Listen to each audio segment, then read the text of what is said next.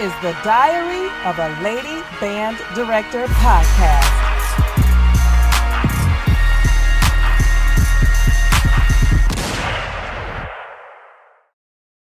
A couple of years that it was my fault to a degree because I made it happen. As long as we can make it happen, as long as we'll put together a little pocket band. That's what I call them, pocket band. When you teach them 5 notes and they could go rock the house for 5 notes, because especially those of us who write, we can rock 5 notes. A little descending scale on a minor pattern will work wonders for you little babies on some whole notes with a drum beat. And then the admin say, well, you're doing it. And then they just ignore all your complaints because now you're just complaining. You're not really trying. Oh, this is just what we hear from all the arts teachers. But look at the band. The band looks great. They sound great. So sometimes we kind of kick. Yeah, the pentascale. Listen, I got a whole drive called ditties. 2-note groove, 3-note groove, 4-note groove, 5-note groove, 6-note groove. But we kind of do it to ourselves. I don't know. Anybody want to chime in on that? At least I realized I said I had to stop doing so much and just saying yes all the time, especially as women, because they'll beat us up. Oh, she said yes, and then we say no, and then they start to get act a little crazy, a little cray. Then you gotta be mean, and then we Black women, so then that thing comes.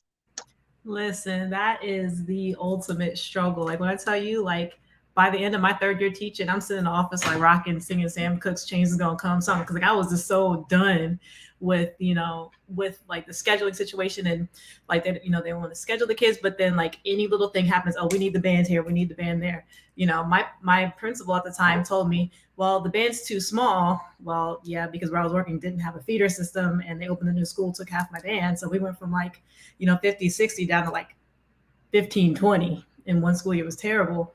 And so trying to build that, but with no feeder system, my principal was like, well, just get some instruments and give them to the students and put them out there. And I'm like, yeah, no, that's not how that works, at all. But like the demands don't change regardless of, what they're, whether or not they give you the kids in class. So like, honestly, after my 3rd year teaching, I hit that point like kind of early on in my career where I was just like, no, this is not going to happen, because what I don't want, I actually love being a band director.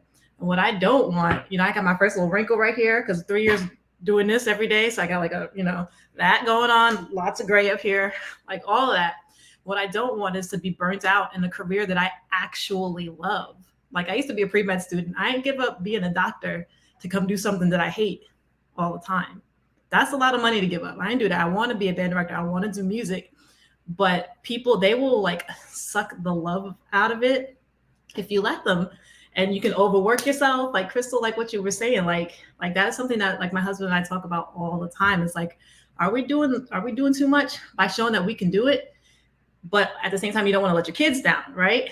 So what I found, it's not the thing for everybody, but what I found for me is we were always going to sound good regardless. But I started saying no, because at the end of the day, when your product is good and by good, like it sounds together, the kids are happy, parents are happy, everything is good, you're not going to stress me out because I'm already getting here before you and leaving after you, Mr. Principal Boss Man or woman. Like it doesn't matter. Like, but you can start saying no when your product is like proving itself, but also like you want to be like, I don't want to get a divorce.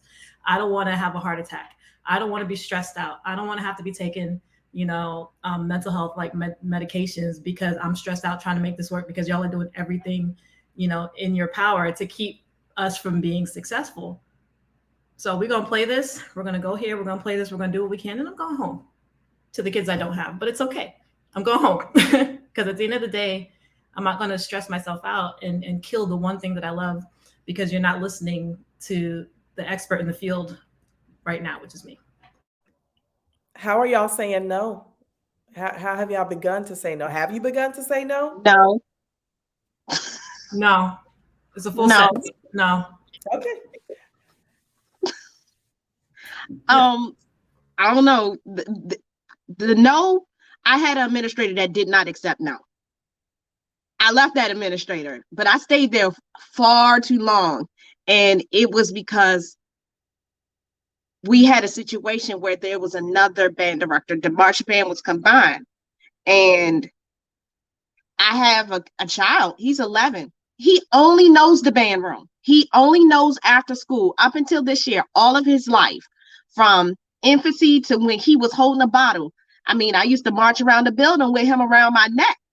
I would leave work during my planning period, which means I'm not planning, go get him, bring him back for marching band practice, marching around with him around my neck.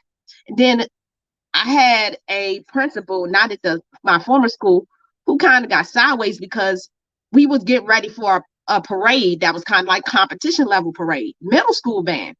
And he basically was, kind of yelling at the kids, y'all not ready, blah, blah, blah. And, and I had a band parent that was actually watching my son during practices, because my husband, he's a field tech. He just would never, by the time he get here, it's a bust. And so I said no. At the high school position one time, she went over my head and asked another band director, could they do the performance?